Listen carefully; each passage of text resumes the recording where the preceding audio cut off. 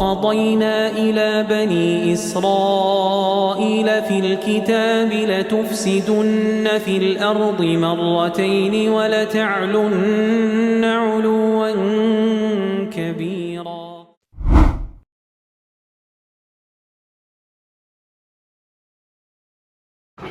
Assalamualaikum warahmatullahi wabarakatuh. Pada hari ini kami tidak hanya ingin menyelesaikan tugas kuliah, tetapi juga ingin mengajak Anda untuk melihat kenyataan yang sangat dekat dengan kata kemanusiaan. Pada video ini berjudul Tragedi Gaza dan Pelanggaran Humaniter Internasional, Kajian Akademik dan Keislaman. Sebagai mahasiswa Fakultas Hukum Universitas Lambung Mangkurat, kami mencoba memahami apa arti keadilan ketika ribuan orang kehilangan tempat tinggal dan bahkan kehilangan hidup. Kami bukan pakar, kami hanya mahasiswa yang belajar melihat dunia dengan hati dan pikiran. Ketika kita mendengar kata Gaza, yang terlintas tidak seharusnya hanya kekerasan dan peperangan. Gaza adalah rumah lebih dari 2,2 juta penduduk dan setengah dari mereka adalah anak-anak. Mereka memiliki harapan yang sama seperti manusia lain, hidup aman, belajar, bekerja, dan membesarkan keluarga. Namun, laporan PBB melalui OCH pada periode 2024 sampai 2025 menunjukkan realitas yang jauh lebih kejam. Hingga awal 2025, lebih dari 30.000 warga sipil tercatat meninggal akibat serangan yang berkelanjutan. Menurut Amnesty International, lebih dari 70% wilayah pemukiman hancur, menyisakan sedikit ruang aman bagi penduduk untuk bertahan hidup. Human Rights Watch menilai pola serangan Israel berpotensi mengarah pada kejahatan perang karena banyaknya fasilitas sipil termasuk rumah, sekolah, kamp pengungsian, dan tempat ibadah yang menjadi target. Situasi layanan kesehatan pun runtuh. WHO pada tahun 2024 melaporkan bahwa sebagian besar rumah sakit berhenti berfungsi akibat blokade bahan bakar dan kerusakan bahan bangunan. Sementara itu, FAO dan WFP mencatat bahwa Gaza mengalami kondisi nyaris kelaparan massal dengan akses makanan yang semakin terbatas dari hari ke hari. Air bersih, listrik, dan obat-obatan hampir tidak tersedia. Menurut UNICEF, setiap 10 menit, satu anak terluka atau terbunuh akibat serangan. Kondisi ini semakin memperburuk setelah 2 Maret 2025, ketika Gaza mengalami blokade total yang menghentikan hampir seluruh pasokan komersial dan bantuan kemanusiaan. Kebijakan ini memperparah krisis pangan, kesehatan, dan kelangkaan bahan bakar yang sudah kritis sejak tahun sebelumnya. Semua angka dan data ini bukan sekedar statistik. Di balik setiap laporan, ada nama, wajah, dan cerita. Potongan-potongan kehidupan manusia yang terputus secara tiba-tiba, dan dunia menyaksikan tragedi ini dalam diam. Jika kita melihat Gaza melalui perspektif hukum internasional, ada beberapa pelanggaran yang sangat jelas. Yang pertama ialah hak hidup. Pasal 6 ICCPR menegaskan bahwa setiap manusia berhak hidup dan tidak boleh dirampas secara sewenang-wenang. Jumlah korban sipil yang sangat besar menunjukkan bahwa hak dasar ini tidak terlindungi. Yang kedua, perlindungan warga sipil. Konvensi Jenewa 4 mewajibkan pihak yang berkonflik membedakan antara kombatan dan warga sipil, serta melarang penyerangan terhadap rumah, sekolah, dan fasilitas kesehatan. Namun laporan PBB, WHO, dan UNICEF menunjukkan banyak serangan yang terjadi pada objek-objek sipil. Ketiga, larangan hukuman kolektif. Pasal 33 Konvensi Jenewa 4 melarang penghukuman satu kelompok secara keseluruhan. Pemadaman listrik, blokade bahan bakar, dan penghentian pasokan kemanusiaan dapat termasuk kategori tindakan tersebut. Dalam Statuta Roma ICC, serangan terhadap warga sipil, kelaparan penduduk, dan penghancuran fasilitas kemanusiaan dikategorikan sebagai kejahatan perang dan dapat menjadi kejahatan terhadap kemanusiaan. Dengan kerangka hukum ini, Gaza bukan sekedar konflik, tetapi sebuah situasi yang menuntut pertanggungjawaban internasional dan perlindungan nyata terhadap martabat manusia. Nyawa manusia memiliki kedudukan yang sangat mulia. Setiap kehidupan dihargai dan setiap jiwa dipandang sebagai amanah yang tidak boleh disakiti tanpa alasan yang sah. Karena itu, ketika kita melihat penderitaan di Gaza, kita tidak hanya melihat tragedi politik, kita melihat pelanggaran terhadap martabat manusia yang sangat dijunjung dalam ajaran Islam. Allah menjelaskan di dalam Al-Quran surah Al-Ma'idah ayat 32 dalam firman-Nya, "Man qatala nafsan bi ghairi nafsin aw fasadin fil ardi faka'annama qatala an-nasa jami'an wa man ahyaha faka'annama ahya an-nasa jami'an." Barang siapa yang membunuh satu jiwa tanpa alasan yang benar, maka seakan-akan ia telah membunuh seluruh manusia. Dan barang siapa yang menyelamatkan satu jiwa, maka seakan-akan ia telah menyelamatkan seluruh manusia.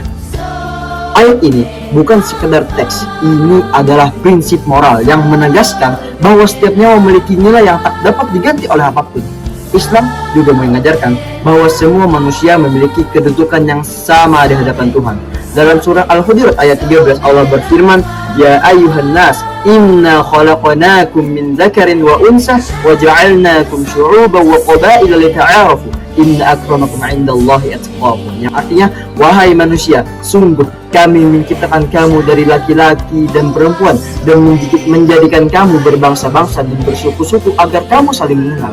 Sesungguhnya yang paling mulia di sisi Allah adalah orang yang paling bertakwa. Ayat ini menegaskan bahwa keberagaman bukanlah alasan untuk saling menindas. Justru martabat manusia harus dihormati. Ajaran Islam tentang perang pun sangat jelas. Nabi Muhammad SAW melarang umatnya membunuh anak-anak, perempuan, orang tua, dan siapapun yang tidak terlibat dalam pertempuran. Beliau SAW juga menegaskan agar tidak merusak pohon, rumah, atau sumber kehidupan tanpa kebutuhan yang benar-benar mendesak. Jika prinsip-prinsip ini diterapkan, saudara-saudara sekalian, maka tidak ada ruang bagi kekerasan yang membabi buta, pengepungan yang membuat satu bangsa kelaparan, atau serangan terhadap fasilitas sipil seperti rumah sakit dan sekolah. Oleh karena itu, ketika kita melihat tragedi di Gaza, kita tidak hanya menilai dari sisi hukum internasional, kita melihat dari perspektif Islam. Ini adalah pelanggaran terhadap ajaran yang secara tegas menjunjung tinggi keadilan, kemanusiaan, dan perlindungan terhadap jiwa. Gaza, pada akhirnya, bukan hanya isu geopolitik. Gaza adalah ujian. Apakah kita masih mengakui nilai paling dasar dalam Islam, bahwa setiap manusia memiliki martabat yang tidak boleh direndahkan dalam situasi apapun?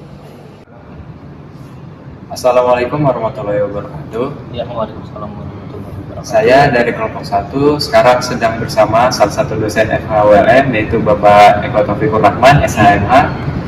Di sini kami akan menanyakan beberapa pertanyaan yang mengenai tema tragedi Gaza dan pelanggaran hukum humaniter internasional. Oke, baik. Di sini saya akan membacakan salah satu pertanyaan dulu, Pak. Di sini, bagaimana dalam pandangan Bapak, indikator apa yang paling jelas menunjukkan bahwa tindakan militer di Gaza telah melampaui batas-batas yang ditetapkan hukum humaniter internasional, khususnya dalam Konvensi Jenewa 4? Oke, indikatornya menurut Bapak ya, sepengetahuan Bapak dalam hukum humaniter internasional, bahwa perang yang terjadi antar entitas itu seharusnya tidak melanggar peraturan sebagaimana Konvensi Jenewa tadi ya. Sebagaimana hukum humaniter itu dalam hal peperangan boleh dilakukan perang terhadap dua entitas apabila terjadi konflik antara entitas yang satu dengan entitas yang lainnya, dalam hal mempertahankan wilayah, misalkan dalam hal ingin kemerdekaan. Nah, itu boleh terjadi perang antar dua entitas. Nah, dalam hal ini yang terjadi di Gaza ini adalah selaku Gaza itu dalam hal peperangan ini dia ingin defensif ya, mempertahankan wilayahnya agar tidak diduduki oleh wilayah Israel seperti itu ya. Yang mana Israel melakukan penyerangan terhadap Hamas sebenarnya ya, bukan kepada warga Palestina. Jadi indikator yang dilanggar dalam hal tragedi Gaza ini yaitu yang pertama, Israel itu melakukan penyerangan kepada warga sipil yang sedang dilindungi atau di tempat-tempat yang dilindungi dari kondisi perang, sebagaimana letaknya itu ada di fasilitas kesehatan, pendidikan, tempat ibadah, dan juga warga pemukiman juga seharusnya tidak boleh dilakukan penyerangan perang oleh Israel. Nah, sedangkan Israel sendiri itu sudah melakukan penyerangan di wilayah-wilayah tersebut. Jadi itu sudah melanggar hukum humaniter internasional. Nah, kemudian juga selain penyerangan terhadap warga sipil, blokade yang dilakukan oleh Israel terhadap bantuan-bantuan kemanusiaan, kemudian infrastrukturnya diakuisisi oleh Israel itu juga sudah menyalahi aturan hukum internasional dalam hal perang. Nah itu sih menurut Bapak indikator dalam yang terjadi dalam penyerangan Gaza itu. Baik Pak, kita lanjut ke pertanyaan kedua. Ya. Bagaimana perguruan tinggi khususnya Fakultas Hukum dapat berperan dalam menumbuhkan kesadaran dan mendorong upaya advokasi yang berbasis kajian ilmiah terkait krisis kemanusiaan di Gaza? Oke, ini berkaitan dengan Fakultas Hukum ya. Tentunya di Fakultas Hukum sendiri itu kan sudah ada pembelajaran tentang hukum internasional, salah satunya yaitu humaniter ya, peperangan. Jadi perlu diketahui oleh mahasiswa dan juga akademisi bahwa hukum perang itu boleh dilakukan dalam hal mempertahankan wilayah untuk suatu kemerdekaan dan lainnya ya. Nah, kemudian tragedi yang terjadi ini sudah melampaui batas dari hukum perang yang seharusnya diperbolehkan. Jadi dari segi akademis itu bisa mengkaji tragedi ini dalam bentuk tulisan, kemudian para akademisi juga dapat juga memberikan bantuan kepedulian terhadap warga Palestina di Gaza yang terdampak akibat perang yang terjadi antara Israel dan juga Hamas. Nah kemudian juga kita sebagai Muslim tentu bisa juga memberikan doa dan dukungan terhadap tragedi di sana agar bisa diselesaikan oleh lembaga yang berwenang ya, yaitu lembaga internasional.